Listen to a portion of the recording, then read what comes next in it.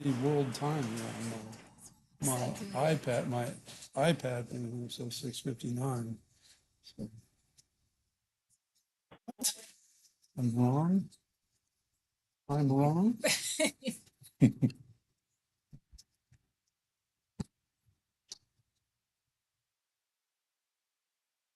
Just, I'm 15 saying seconds. 6:59, is it not? Real. Okay. All right, here we go. You ready? Everyone ready? All right. I'd like to call to order the regular city council meeting. It's Tuesday, June 9th, 2026. The time is now 7:00 p.m. We will start with the Pledge of Allegiance, followed by a moment of silent meditation.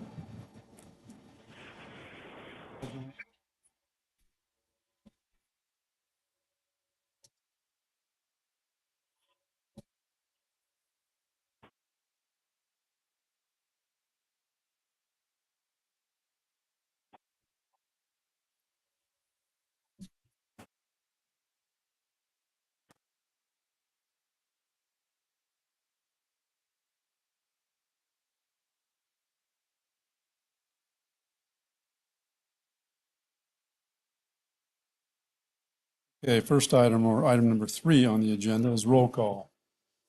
Mayor Scott Nickel. Here. Deputy Mayor Adam Dyer.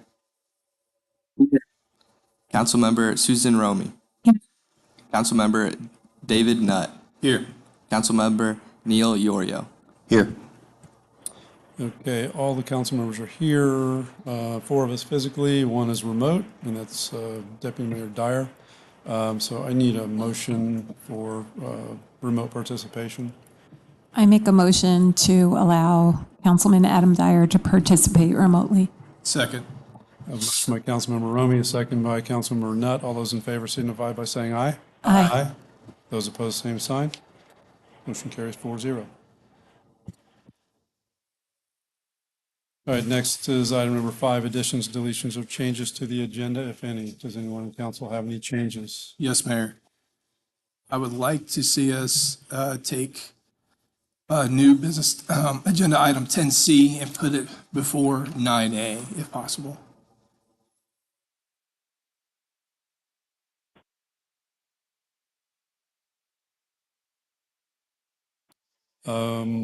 Can we do that? That would be putting new business under unfinished business. Is that all right? Council, everyone in council okay with that? Sure. Adam, you okay with it? Okay. All right, we will do that. So that is going to be item 10C moves to the in front of 9A.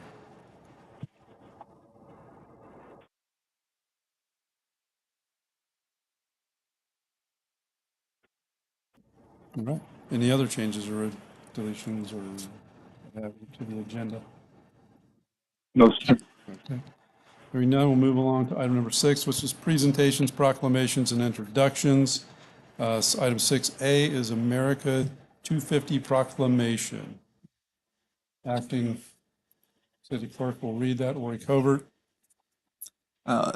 Whereas the National Society of the Daughters of the American Revolution is requesting that all Americans participate in activities commemorating 250 years since the signing of the Declaration of Independence on July 4, 1776, and whereas in the year 2026, the United States will commemorate its 250th anniversary, also known as the semi-quincentennial, and whereas the journey toward this historic milestone is an opportunity to reflect on our nation's past and honor the contributions of all men and women who sacrificed to achieve American independence. And whereas this is an occasion to celebrate our nation's rich history and diversity of experience and look ahead to future generations who will carry forward the ideals of democracy and individual liberty, and whereas all Americans are encouraged to join the nationwide celebrations and events designed to engage and inspire citizens from all walks of life, and whereas the United States embarks on the next chapter of its history, this milestone celebration will stand as a testament to the strength, resilience, and determination of our people. And whereas we reaffirm our commitment to liberty and democracy, honor the sacrifices made by countless individuals to protect these values, and ensure that future generations continue to enjoy the freedoms enshrined in the Constitution. Now therefore be it proclaimed that the City Council of Indian Harbor Beach and the Rufus Fairbanks chapter of the National Society of the DAR hereby recognize and celebrate this 250th anniversary of our nation's independence. Understand that Catherine Oman, I don't know if you have a group with you, if you want to come up.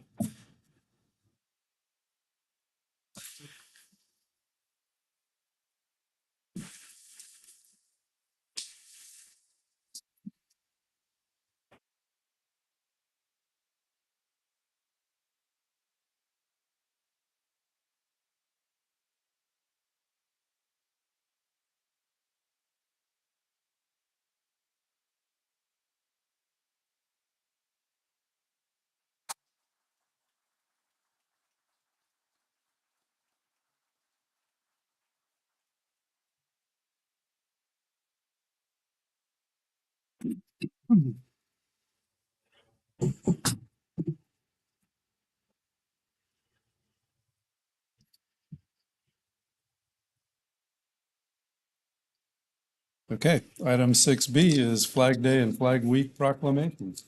October.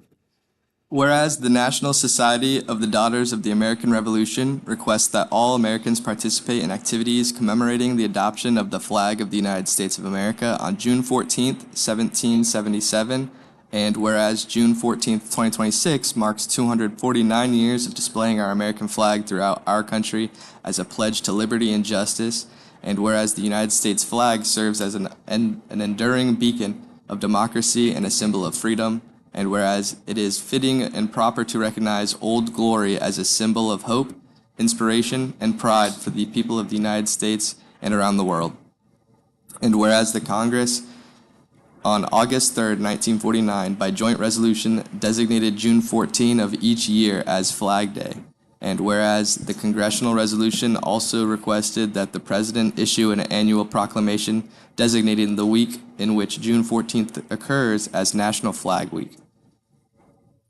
And whereas the same resolution calls upon citizens of the United States to display the flag at their homes and other suitable places during National Flag Week, now therefore be it proclaimed that the City Council of Indian Harbor Beach and the Rufus Fairbanks chapter of National Society of the DAR hereby recognize the week of June 14 to June 20 as National Flag Week.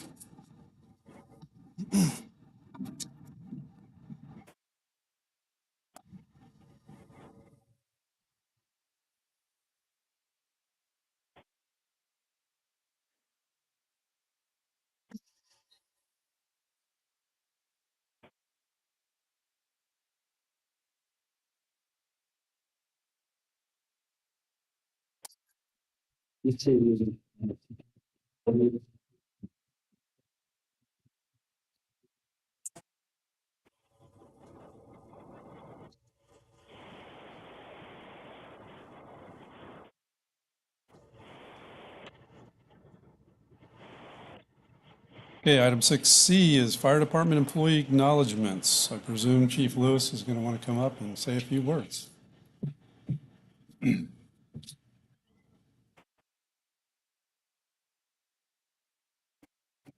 Thank you, Mayor, council members. We're here to celebrate the accomplishment tonight of firefighter Haley Stewart's certification as a firefighter 2 by the state of Florida Bureau of Fire Standards and Training, and the promotion of firefighter Matthew McNulty to volunteer lieutenant. First, I'd like to tell you a little bit about firefighter Stewart. About 2.5 years ago, Haley began looking for more out of life. Specifically, she prayed for direction on how best to serve her community. During her vacillation on which way to go, she received a letter in the mail from her local fire department looking for volunteers. I don't have to tell you what decision she made. After a short time, she fell in love with this calling, and she quickly found herself a certified Virginia firefighter and EMT, serving as a career firefighter with the New Kent Fire Rescue Outfit in Virginia. Serendipitously, In April, her course through life brought her to the Indian Harbor Beach area. And as we all know, fire burns and blood bleeds differently here in Florida. So she had to go back and recertify as a career firefighter in Florida. I'm honored, proud, and happy to present our newest certified Florida firefighter from the Florida Bureau of Fire Standards and Training, firefighter Haley Stewart.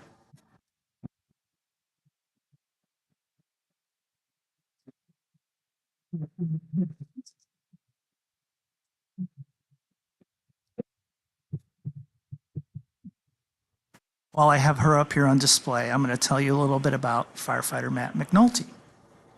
Matt was born in Long Island and moved here to Indian Harbor Beach when he was about 3 years old.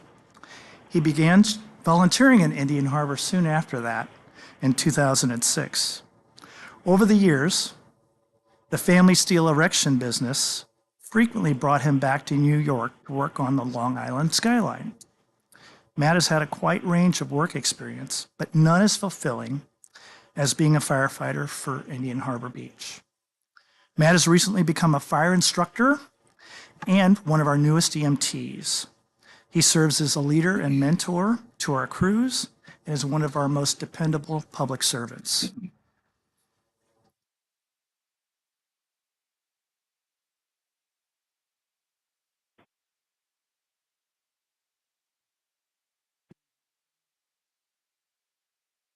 We have two cherished items to present to Haley and Matt this evening.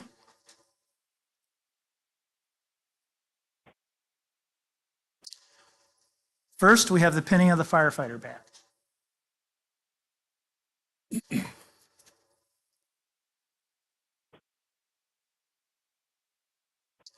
Firefighter badges are powerful symbols of courage, dedication, and enduring commitment to public safety. The tradition of firefighter badges began with volunteer fire companies in the early 19th century. Badges, or shields as they were called, were used as a way to identify authorized firefighters who stood between danger and safety as a way of preventing looting of burning buildings, which was a common problem back in the 1800s.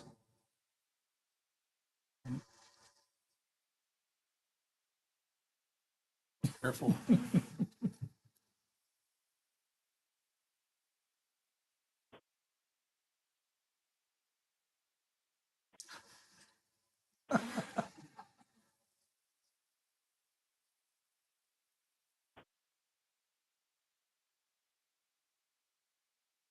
Next, we'll have the presentation of the fire helmet. The fire helmet's an iconic symbol of the fire service. It represents an integral component of our protective ensemble, protecting the firefighters' heads against falling debris, projectiles, and thermal injury. It's also a symbol of rank and a sign of respect to the firefighters that have come before us. Jacobius Turk is credited with inventing the first fire helmet back in the 1730s in New York. The helmet was handcrafted leather with a high crown and a wide brim, much like they are today. The high crown deflects falling objects, and the long brim on the back of the helmet channels water and burning embers away from the firefighters and down their back. The crest or front piece shows the department identification and rank. The metal eagle that holds the crest represents pride, courage, and valor. The colors of the helmet are an outward sign of rank and position of the firefighters within the department that they serve. Blue, these are support firefighters and students, firefighters who are learning and still achieving their certifications and not permitted to enter a burning building or any environment that's immediately dangerous to life and health, as we call it, IDLH. White are the chief officers. They're the command staff who are responsible for the overall incident objectives and the crew assignments. Red, these are the supervisors and company officers. They supervise the engine and truck companies and the firefighters who man them. Black, these are our certified firefighters. These are our workhorses. They're our boots on the ground interior firefighters. With that, I am very proud to present this black helmet to firefighter Haley Stewart. And this red helmet to Lieutenant Matt McNulty.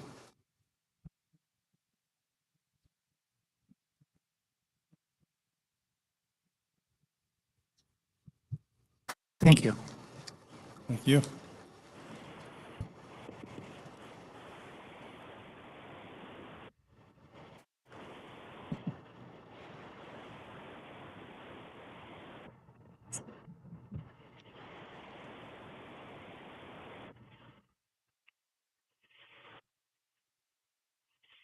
Okay. All right, on to item 7A, which is the approval of minutes for the regular city council meeting of May 26th. Does anyone on the council have any changes or corrections? None. Okay, I'll sign those into the record. On to reports, item 8A is the city manager's report. City Manager Coffey. Yes, Mr. Mayor, council members, residents here and watching at home. Informational items, staff late last month received the estimated property valuations for next year, which showed approximately a 3.91% increase from fiscal year '26. The preliminary 5-year plan reviewed by City Council in April had a 3.5% growth estimate. The preliminary property valuation numbers will be released at the end of this month, and the City Council is scheduled to adopt the maximum millage rate for next year at their July 22nd meeting. Algonquin Sports Complex Expansion Project update. Staff attended the biweekly progress meeting last Friday. The playing field and ball courts base material continues to be delivered with the basketball courts now laid out. Fencing installation continues. Sewer water line extension work is beginning. Upcoming work includes the FP&L and AT&T conduit installation, finishing the installation of the athletic field shock pad and turf. About 85% of the turf is down right now. And the water and sewer line installations. North Osceola Drive will experience minor disruptions scheduled to start tomorrow as the utility subcontractor cuts in a trench for the shallow pressurized sewer line. City Hall baffle box project update. Recently completed work includes installation of the junction boxes, mudding in the corrugated pipes, and work planned for the next weeks include installation of the fiberglass reinforced plastic pipes, penetration and cofferdams, removal of the whaler and well points, and removal of the cofferdam. Temporary fire inspection services to ensure that critical fire safety tasks are accomplished while the fire marshal position is vacant. Staff signed a per task fee agreement with a private provider last week. Update on the annual milling and paving projects. Last week I signed 2 minor change orders due to increased asphalt costs. The citywide milling and paving project was a 4.04% increase, and the Algonquin Sports Complex West Side parking lot travel lane was a 3.38%. Legislative session update.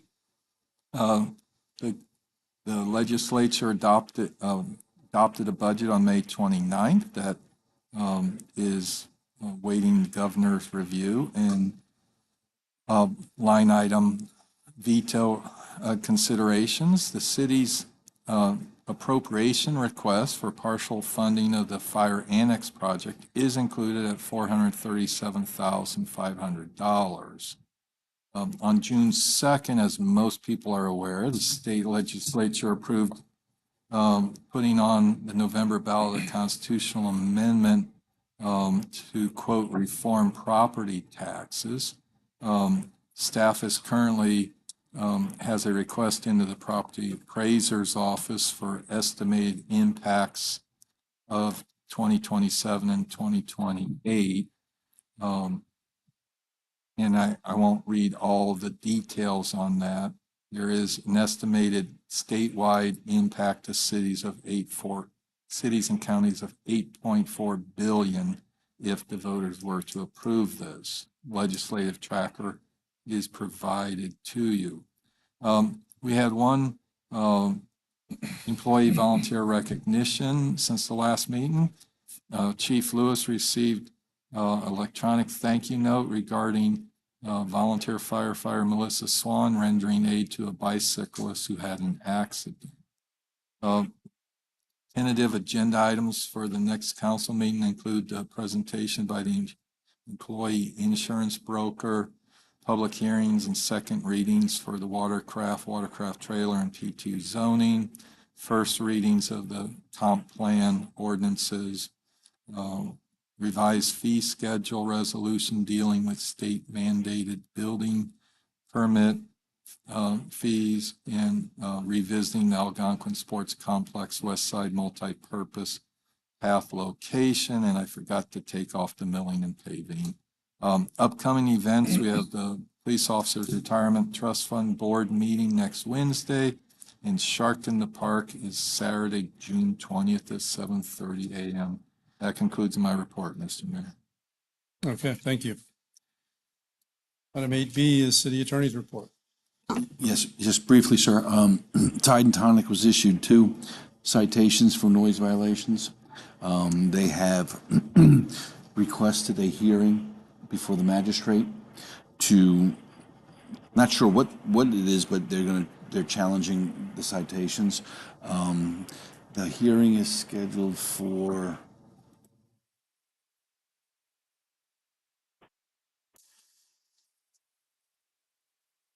the 21st of July. Was that, were those citations for after hours play or volume? Decibel? One of each. One of each, okay. And so there's 2, yes, so that'll be before the magistrate on the 21st. And other than that, all else is quiet. Okay. All right, item 8C, council comments. We will start with our Deputy Mayor Dyer. Thank you guys for letting me attend remotely. Unfortunately, I have to be away from work. Only comment I have is I just want to plug the Indian Harbor Beach America 250 Golf Cart Parade celebration. Thursday, July 30th, 5:30 at Gleason Park. Looking forward to this event. I know there's a lot of work going into it, and it should be a good time.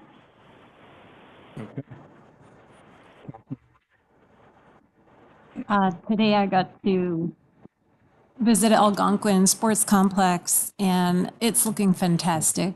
The new turf, the basketball courts, the pickleball courts, the walking paths. I think Todd and John are just doing a fantastic job with this. It's really starting to look fantastic. That's about it. All right, Councilmember Yorio.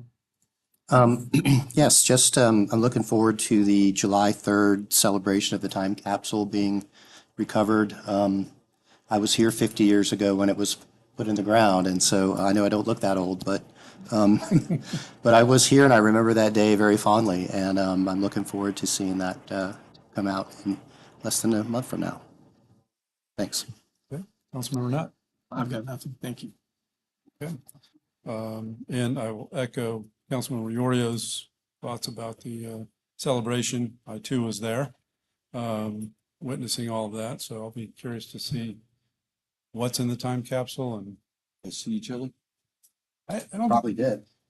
yeah, we probably did, but we didn't really know each other so much back then. Todd, you were there, weren't you? He's a little bit younger than I. So, Todd was there. yeah, definitely looking forward to that. Okay, so on to public comments. This is for non-public hearing agenda items only. So if there's anybody out there that wishes to speak about a non-public hearing item, please come up, state your name and address, and you would have 3 minutes to speak.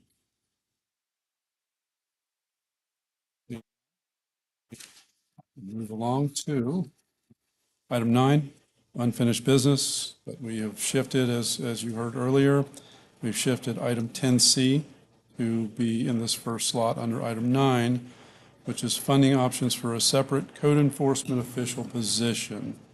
City Manager Kaufman. Yes, Mr. Mayor. I will summarize information Councilmember Nutt requested. The city's code enforcement function has evolved over the last decade. 2016 and prior, the building official handled code enforcement cases and has other duties as assigned, meaning in his spare time.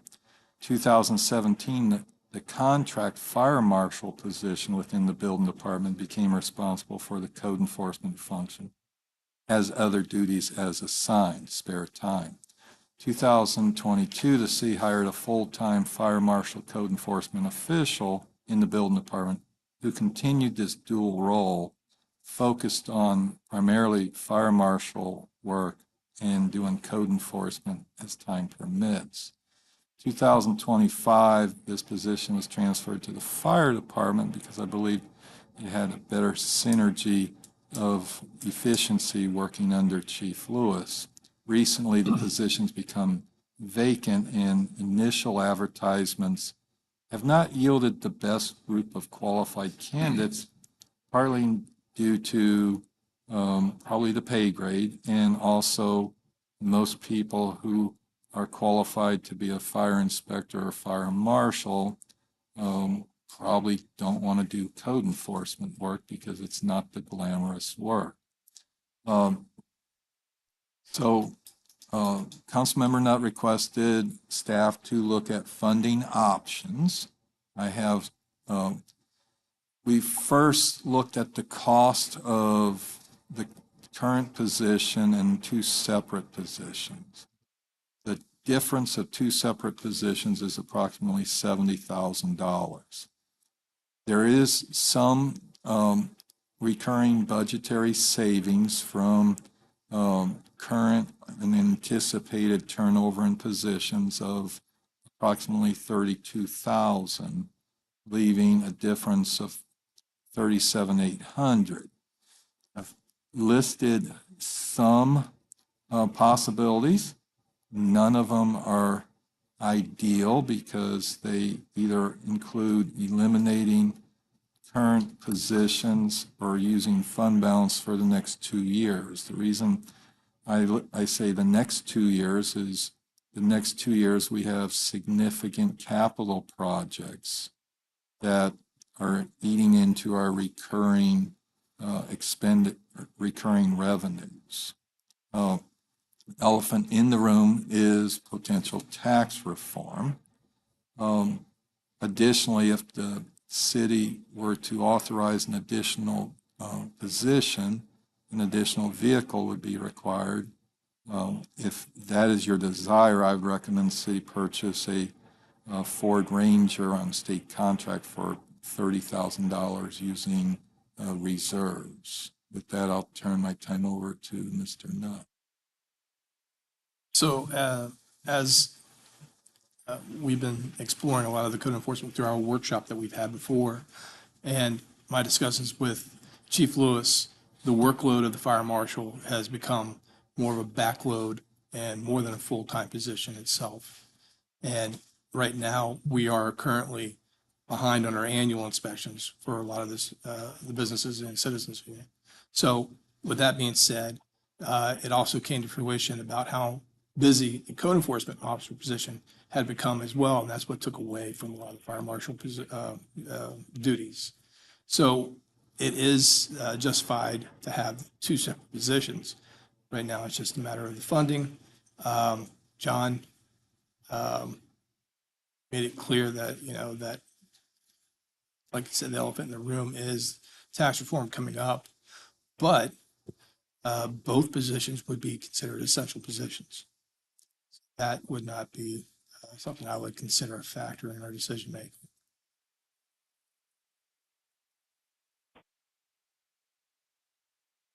That's it. Okay.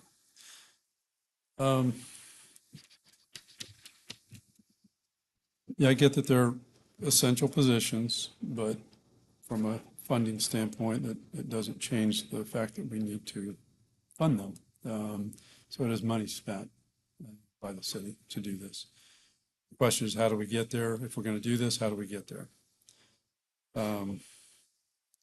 So, John, we definitely have we can they both justify these positions in terms of 40 hours worth of work minimum. No question about that. Yeah, the challenge is how do we do this? To be perfectly honest, I'm not in love with the idea of eliminating any of the part-time or full-time employees. Either am I, Mayor, but one of the things, one of the things that was discussed was paying this out of the fund. Is that correct? And we could address this next year.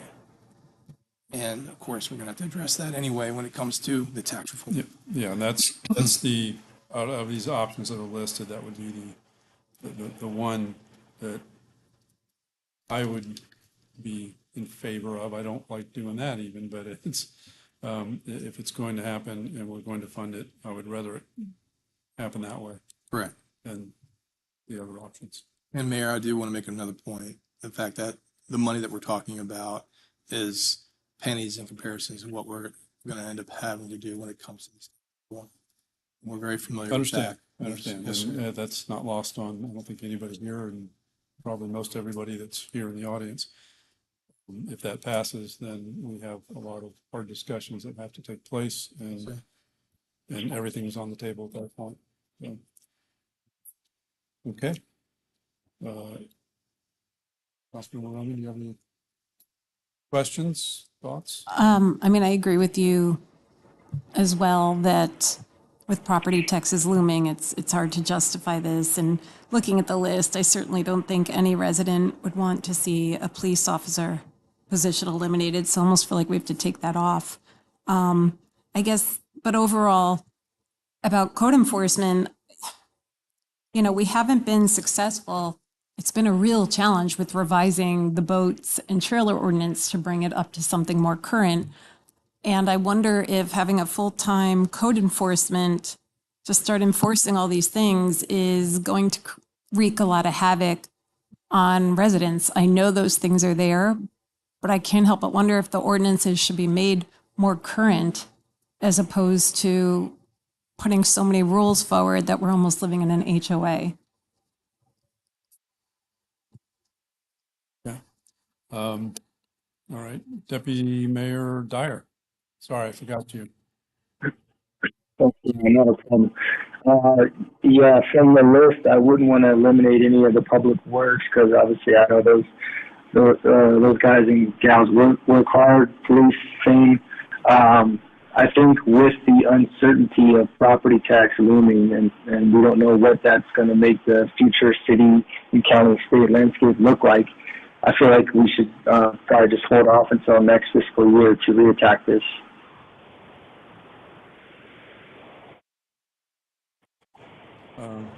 Councilman Riordan. Yeah, echoing Deputy Mayor Dyer's comments, I think that it doesn't make sense to try to do it in the fiscal year, given the tax reform or potential tax reform impact. You addressed the other question I had, which was whether the level of effort was there to actually support two positions, and I think Chief Lewis has provided that through conversations with John and David. So it doesn't, in my opinion, it doesn't make sense to do it now, given the tax reform impact, potential tax reform impact. And perhaps we just continue with the open position and potentially find a candidate while that position remains open in the meantime. Okay. Quick question, John. Hopefully it's a quick question anyway.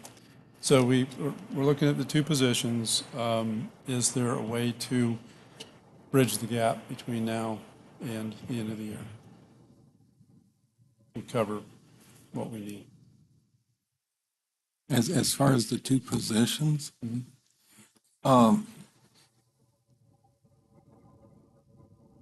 the complicating issue is we're using a sizable amount of fund balance for the Algonquin project. If you took that out of our budget equation, we're on path to have a surplus like we normally do. But I want to be very clear, because of the Algonquin project, we're going to have expenditures exceeding revenues. We planned it that way. So Um, the answer's yes and no. There is budgetary savings to fund this, but at the end of the year, I don't want to go on record saying we have a surplus of money, and then you get the audit next year and there's a big negative number, because that is related to the capital project that y'all planned on using fund balance for. Okay. So as far as the tasks that are required to be done, I guess what I'm asking is, to perform the services that we need performed, are we able to manage to do that between now? We will strive to do what needs to be done. The code enforcement is the side that's going to probably not meet some people's expectations. Just because summertime, that person's activity balloons up. And the past 4 years, I have personally gone out and helped Linda identify properties to send letters about tall grass. So, we have a history of pitching in to help everyone. I'm confident we can hire somebody to do both jobs. We're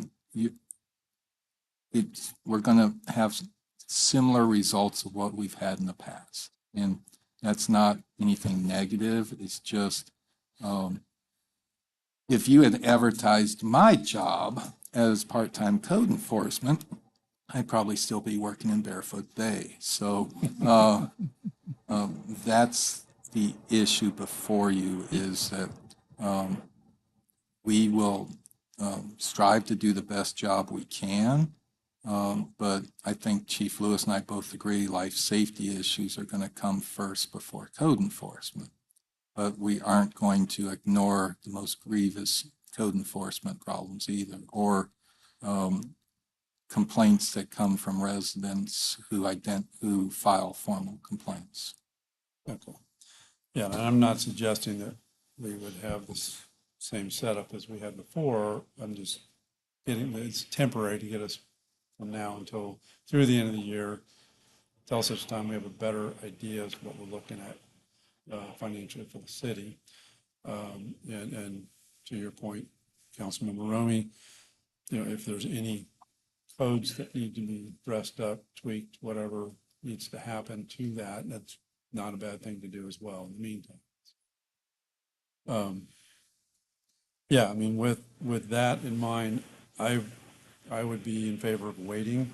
I don't want to jump the gun on this and then find ourselves in a really bad position, and then be in a position of potentially having to let one of these people go, which could happen. I'm not, it's a thing that could happen. So I would be in favor of waiting until after the beginning of the year.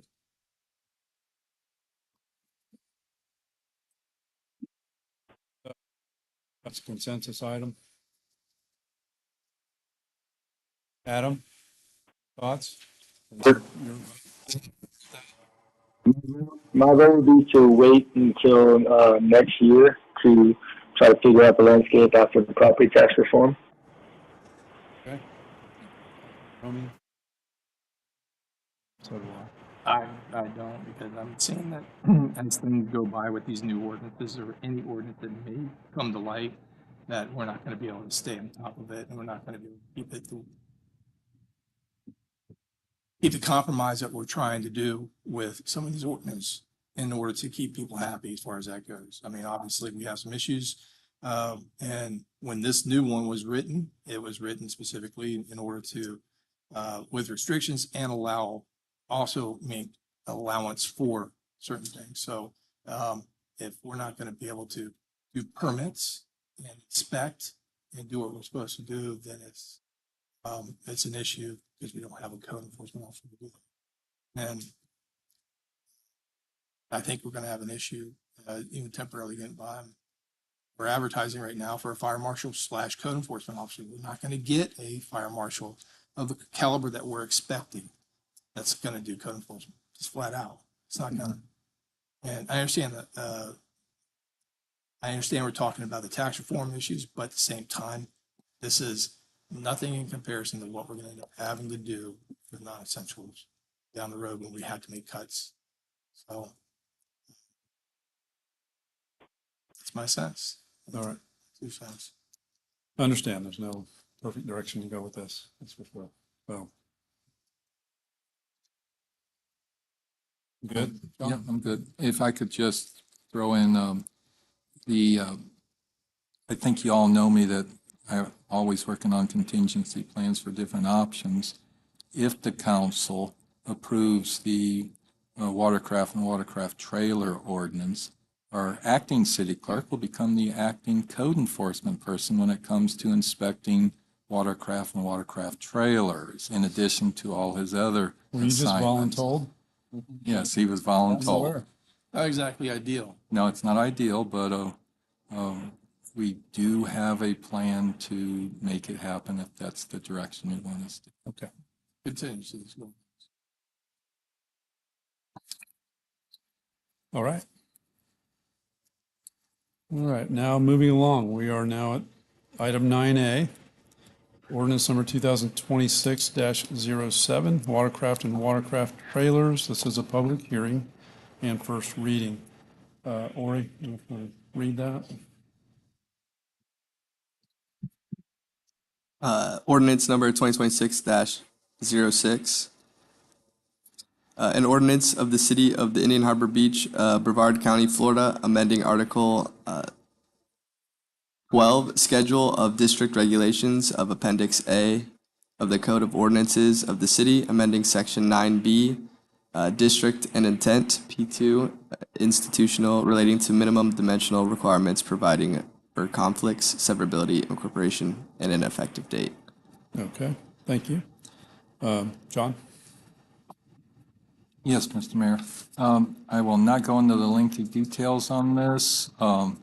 On June 3rd, the Planning and Zoning Board reviewed draft ordinance and voted 3-0 to recommend City Council not approve the ordinance based on council's. I read the wrong one. I apologize. Let me. Okay. All right, I apologize, so everybody. let's back it up. Ori, Exactly, everybody's Right. awake. Ordinance number 2026-07. An ordinance of the City of Indian Harbor Beach, Brevard County, Florida, amending Section 16 of Article 13, supplementary district regulations of Appendix A of the Code of Ordinances of the city relating to parking and storage of watercraft and watercraft trailers or combination thereof. Amending Section 16C regarding the parking of watercraft and watercraft trailers on residential property, amending Chapter 19 of the Code of Ordinances of the city, adding a new section 19-18.1, providing for parking regulations for watercraft trailers or combination thereof in residential zones, providing for conflicts, severability, incorporation, and an effective date. thank you. John, you're on. I think our acting city clerk was thinking about his acting code enforcement job. Last week, the Planning and Zoning Board voted 3-0 to recommend the city council not approve the ordinance. However, based on council's prior discussions, staff recommends approval of ordinance 2026-07 on first reading. Okay. This is a public hearing, so I will open it up to the public. I have 2 speaker cards here. If you would, please come up when I call your name, state your name and address, and you'll have 3 minutes to speak. First is Adam Azar. Good evening, City Council. My name is Adam Azar, 215 Atlantic Boulevard. Thank you for letting me address you tonight. As you know, I've been to a lot of these regarding this issue, and we appreciate your time and consideration with this matter for everybody.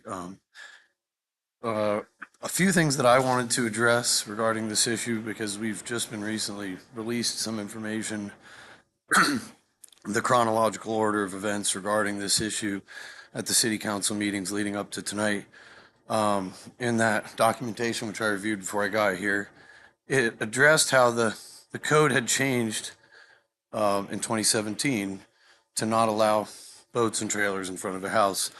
And it said in that documentation posted by the city that prior to that, boats actually were allowed in front of houses. And I would like to get some clarification on that because I just read that tonight on the city website. And it said that prior to 2017, boats were allowed in front of houses. And every time we've talked at city council, everyone has said that they were never allowed going back to the beginning of the city or whatnot. And another thing is that I know specifically the homeowner who addressed the city to change this issue back in 2017. And it's all public record. It was a good friend and a client of mine I've done some work for. And he brought the issue up, and this is all public record. I would like to maybe have some review on that as to why the ordinance changed in 2017. And from what I understand, and correct me if I'm wrong, but I believe the grievance that the homeowner had was with regards to an RV in the front yard. And this homeowner had a neighbor who had someone living in an RV in the front yard. And it was vulgar and it was a big disturbance. And that was their grievance that caused the kickoff for the change to this ordinance in 2017. This ordinance change that happened in 2017, and correct me if I'm wrong, boats were allowed before then. I might be wrong, but 2017, the grievance was related to RVs, and boats somehow were lumped into that, and they were all of a sudden not allowed. And that entire issue was raised not about boats at all. It was about RVs. So I'd like maybe some clarification to the homeowners because it's really hard to understand exactly all the details there. Maybe you could clarify that. Another thing is, I've read through the proposed ordinance and we really appreciate you guys spending the time to consider such an ordinance. I know it means a lot and it's difficult, and I think overall it will improve the look of the neighborhood because we're going to be able to get out the derelict boats and have everybody have their boat within compliance, which is what we want. Some people can park their boats in the back. Some people just don't have that room. I have a 22-foot boat with my trailer. And my motor, it's almost 30 feet, but it's only a 22-foot boat. Most trailers are 4 to 6 feet of tongue and motor. So I wanted a clarification on that. And if it is in fact 26-foot total with the trailer, you're really not allowing us to have much of a boat at all. An 18-foot boat is a 19-foot boat is a pretty small boat. I have a family of 5. I have 3 kids. It's hard to get my kids on something with the trailer being 26. Thank you very much for your time. Please consider that. Thank you. Thank you. That was absolutely perfect timing. Exactly 3 minutes. Mayor Okay. Nickel, can we just address that real quick? Because at P and Z, I believe it was Dan Green was pretty adamant that prior to 2017, the boats were not allowed. And as Adam Azar just said, everyone's saying that that happened in 2017. So there was a lot of confusion at the P and Z meeting when this was all figured out. Carl?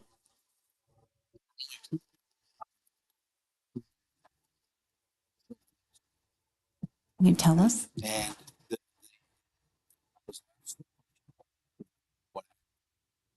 my recollection, yes, it started out as an RV.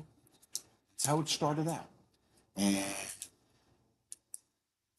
how it morphed into including boats may be a subject of debate, but I believe it was because if you're picking on RVs, you got to pick on boats. That's basically what happened. That I'm unfair or not, it happened. Okay, so Yeah, that's exactly. I recall it evolving similar to what your recollection is. Yep. I don't remember the details of it. No, That I was don't quite either, some but time that's ago. exactly- that's what started out as RVs, and then there might have been a council member who had an RV and said, "What about boats?" There were 0 restrictions on boats and all whatsoever. Restrictions. That I don't. There were restrictions, but it was, Not it was allowed, they were allowed. I have the 2017 ordinance up on the screen. The way it originally read was no non-commercial motor vehicle, boat, or trailer having an overall length of 35 feet or more shall be parked or stored in any residential zoning classification, period. They lumped them together. That's where the 35 feet comes from, is because of the RVs.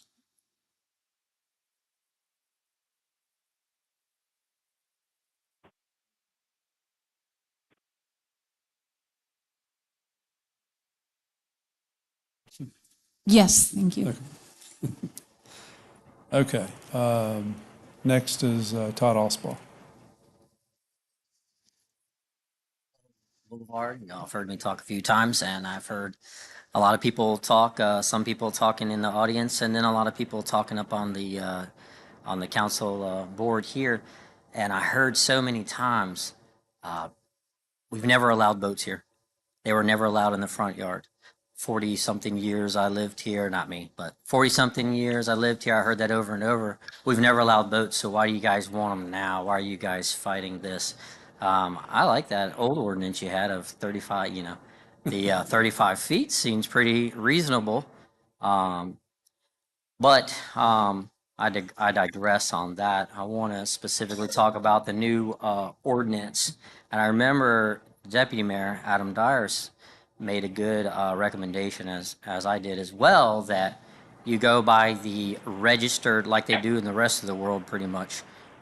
You go by the, like when you're buying a slip or you're buying a parking spot or whatever to store your boat, they go by the registered length of your boat, not the trailer and the motor and the swim platforms or whatever you have on there, because they vary so much. It makes it so hard to enforce.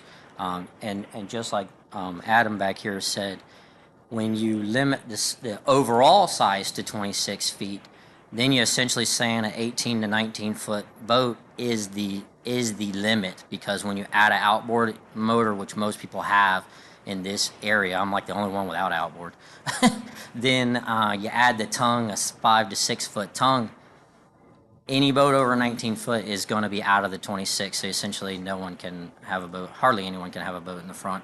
Just going by the boats I've seen out in the front now, they're all almost all of them are too big, if not all of them. But in the new ordinance that you're trying to draft, that most of it is great and probably enforceable and everything like that, there's some ambiguity on that size, because in one section it says the boat can't exceed 26 feet, but in another section, it says the trailer can't exceed 26 feet. And then in another sentence, it says the the combination of the two can't exceed 26 feet. So I think that paragraph, or those few sentences there, needs to be clarified, cleaned up a little bit. Otherwise, it's going to cause a heck of a lot of confusion there. But yeah. So hate this thing to keep on going, but I think that does need to be clarified. Or we just go back to prior to 2018 and we go to that ordinance. That sounds great. Okay, thank you. All right.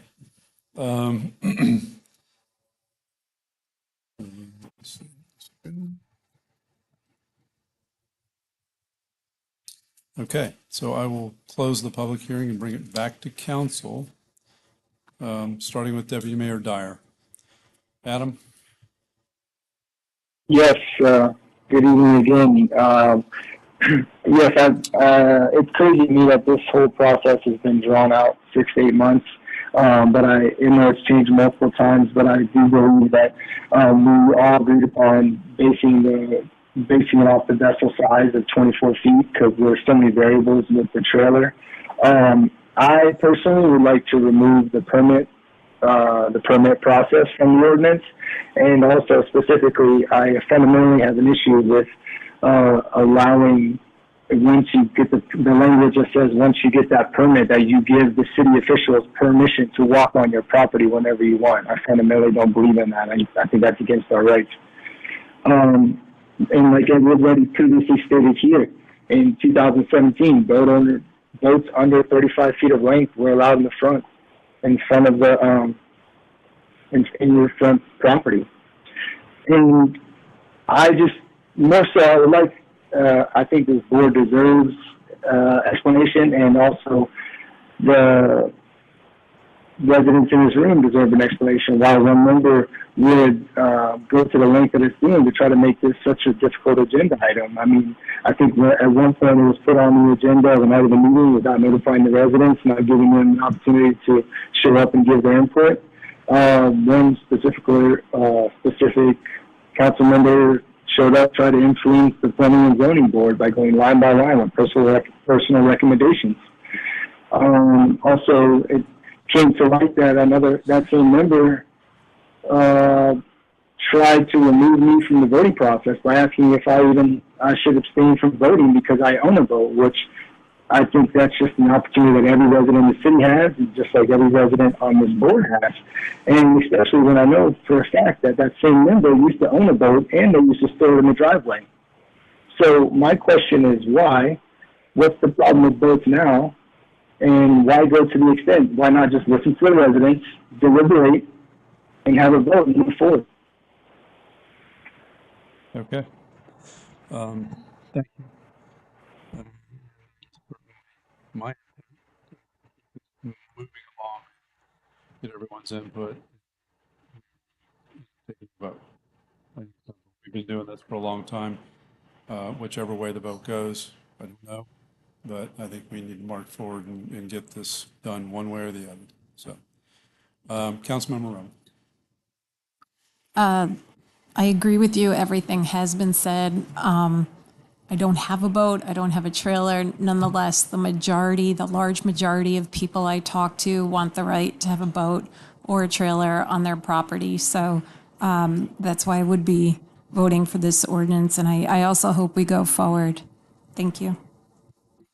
Thank you. Councilmember Yoria. I have no comment. Councilmember Nutt. It's been said enough. Okay. All right. So here's what I would like to suggest. As far as first, it's the language, and let's see if we can all agree upon where that needs to be, because there seems to be some ambiguity on the length. And this is regardless of how you're going to vote on this. I agree that for a length restriction, I think it ought to be the registered length of the boat.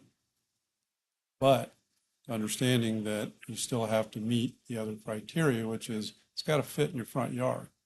In other words, it can't encroach into the sidewalk area. You can't do that. You can't create an obstruction with your boat or your trailer or your motor.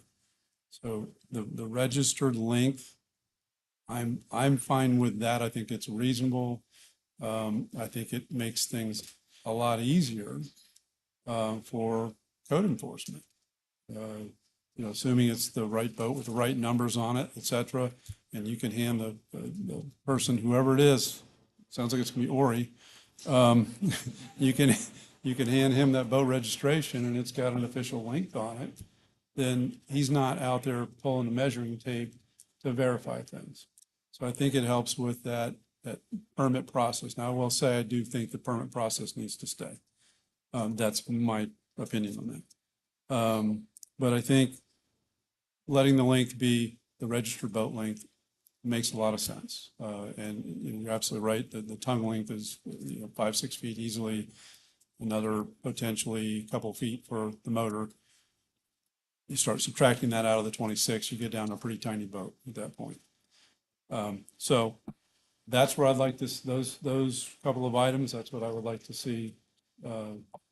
It's the one item. Well, I'm sorry, the one item, sorry. Yep, the one item I'd like to see adjusted in the language.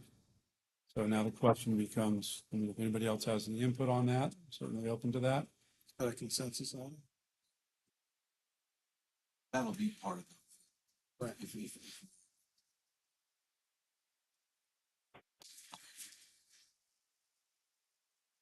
Okay. All right. So. I have no issue with that, Mayor. Okay. So at this point, I would entertain a motion.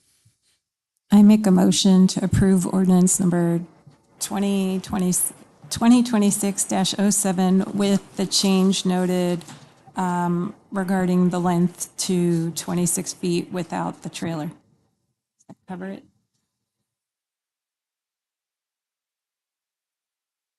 Yes. Okay. So I have a motion by Councilmember Romy. Do I have a second?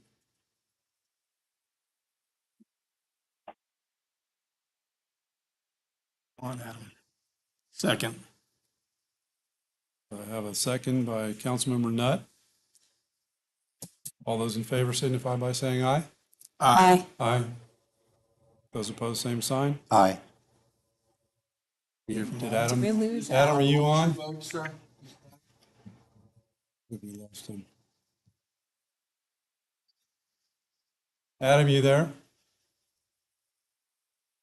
Yes, it cut out. Go ahead. Where we at? Sorry about that.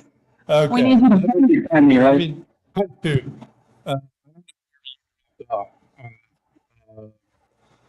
So, Councilmember Remy made a motion to approve the ordinance with a revision for the boat measurement to say that it would be for the registered length of the boat as opposed to overall length, including trailer and motor. So there would be 26 feet maximum registered boat length. That was her motion. And then Councilmember Nutt seconded the motion. And the vote stands right now at 3-1 right now. What is your vote? I motion. Aye on the motion? Okay. All right, so the motion passes 4-1.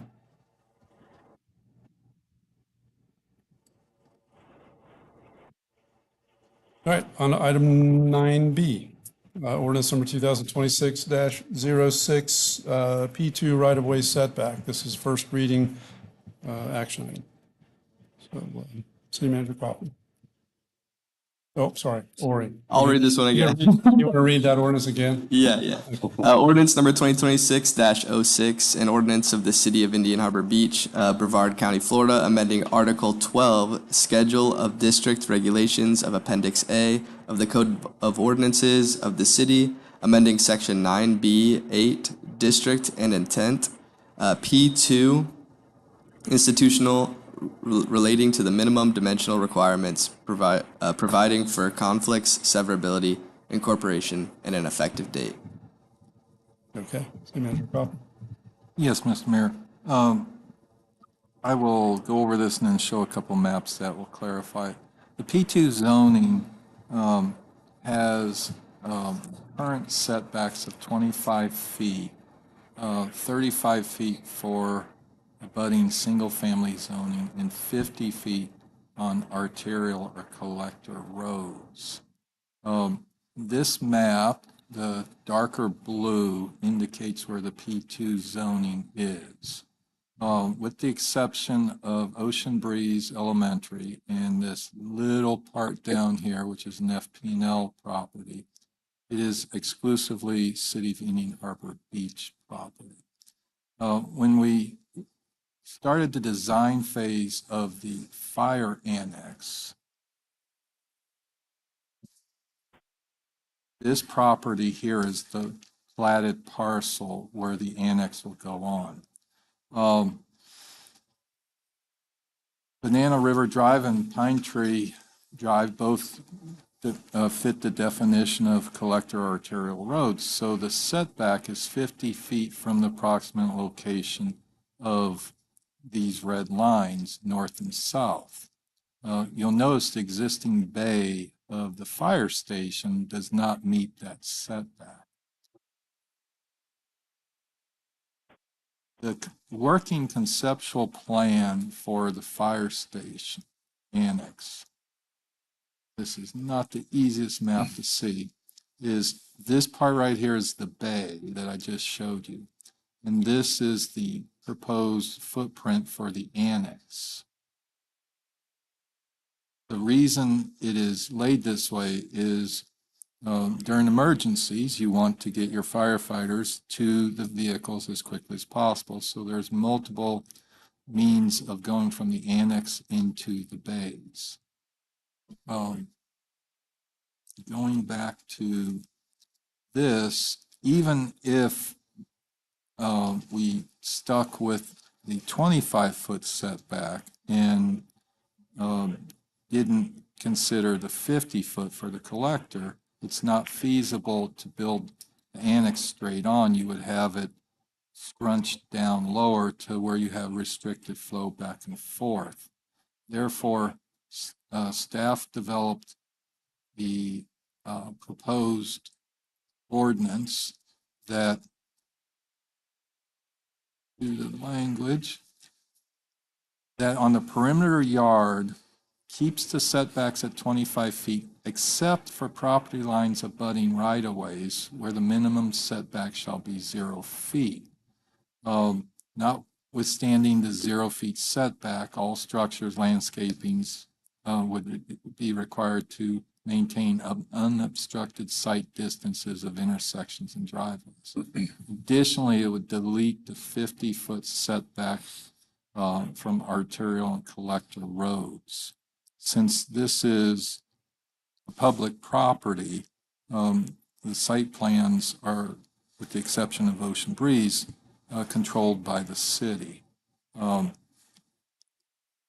The question, similar to the history of the boat ordinance, is how the building in the 60s got built basically in the right-of-way is something, is a mystery we're going to have to live with at this point. But staff recommends approval of this ordinance to allow construction of the annex in a continuous manner of the building line off of Banana River Drive. Okay, thank you. Deputy Mayor Dyer, do you have any comments or concerns? No comment. Okay. Councilmember Remy? I also have no comment. Councilmember Roy? No comment. Councilmember Nutt? No, sir. And I don't have any comment either. I'd entertain a motion.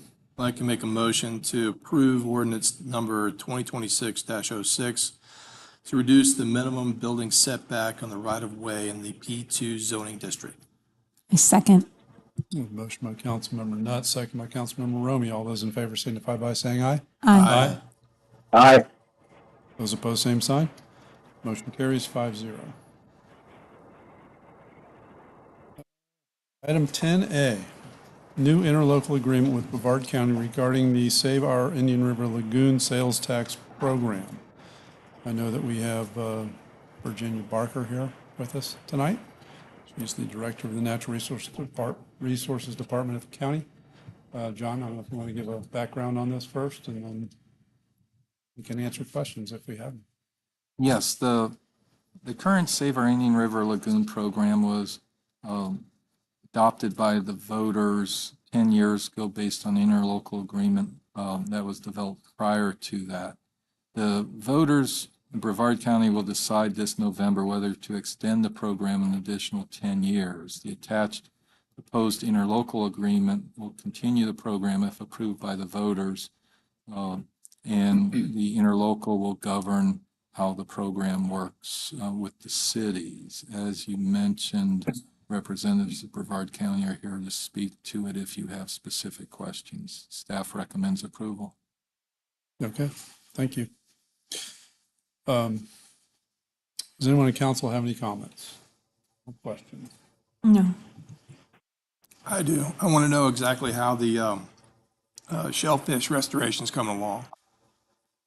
Do you have any Virginia, feedback can on you come that? up and give us some feedback on that?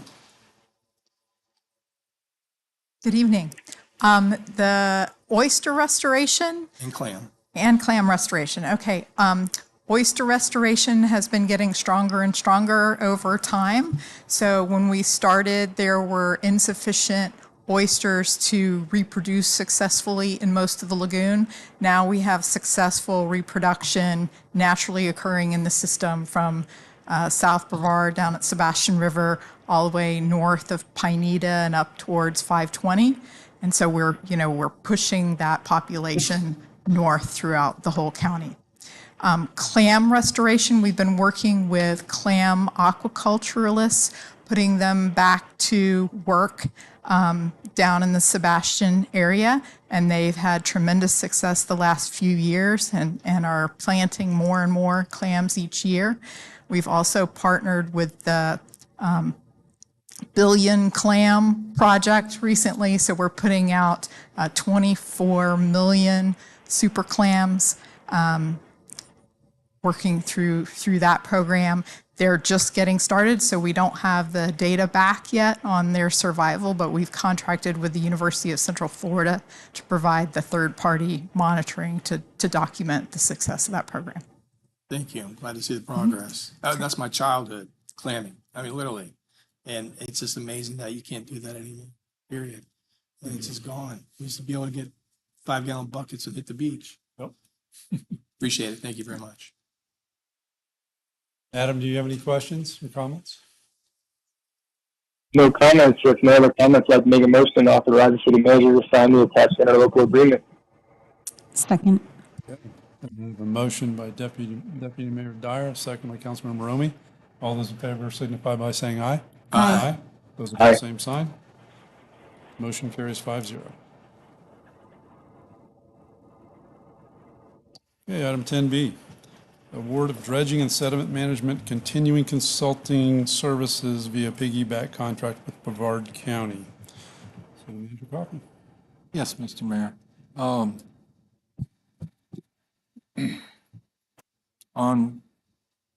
In February, the City Council of Indian Harbor Beach, Satellite Beach held a joint special meeting, and each voted for their respective cities to pursue piggyback contracts for engineering and construction services from vendors currently working on Brevard County muck removal project.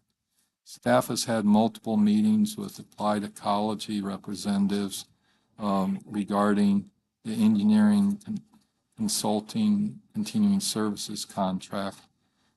There is no cost to the city at this time. All work will be done through task orders that will be approved by the city before work is done, and they'll be governed based on the amount. Items under my spending authority I'll approve and tell you at the next council meeting. Items over my spending authority will come to you for approval. All costs will be reimbursable via our Save Our Indian River Lagoon grant and or state appropriations. Mr. Walker Dawson of Applied Ecology is here. He is very knowledgeable in all things muck removal. If you have specific questions, otherwise staff recommends approval. Okay, thank you. Deputy Mayor Dyer, do you have any questions? No questions at this time. Okay, Councilmember Romy. No questions. Councilmember Yorio. No comment. Councilmember Nutt. No, sir. And neither do I. With that, I would entertain a motion. I make a motion to approve the engineering consulting continuing services contract with Applied Ecology via a piggyback contract with Brevard County. Motion by Councilmember Romy, I'll second. second by Councilmember Yorio. All those in favor signify by saying aye. Aye. Those Aye. opposed- Those opposed, same sign. Motion carries 5-0. All right, next is public forum. If anybody in the audience wishes to come up and speak about anything, raise your hand and then come on up. State. I was interested in the lagoon stuff because, well, I like the water. So, but I didn't know if I would have anything to talk about with that because I'm not very educated in it other than what I'm trying to read online lately. I was thinking maybe they'd say something, but I guess it wasn't needed. But I will say we were out on the boat this weekend in the Banana River. Went to Bird Island. A lot of you have heard of that before. I went there last year and I couldn't even see my hand in the water about this far into the water, right? 2, 3, 4 inches maybe. I couldn't even see my hand. We were driving in and I was scared. I was going to hit the sand and the grass because I could see it as I was standing in my boat. And my depth gauge screen was not working at the time, but my alarm that's set for about 4 feet was working and it wasn't going off. So I thought, well, we must be okay. My wife was freaking out though. Thought we were going to get beached. We were going to be on the sandbar. Come to find out, it was probably about 6, 7 feet deep there, and we could see the grass and the sand coming in. When we parked and I parked in water about this deep, I could see the ground so clear that I found a beer can in the grass, and I dove down and picked it up. And I've got pictures in the water. I don't know if it was the super clams eating or what, but if it's them, they're eating a heck of a lot of stuff, because it was like you were down in Mexico somewhere, or the Bahamas or something like that. You could see so far down, and it was so clear. You could see every little seashell or rock on the ground in 2-3 feet of water when you're walking around. Is very nice. I just wanted to say that. That's nice.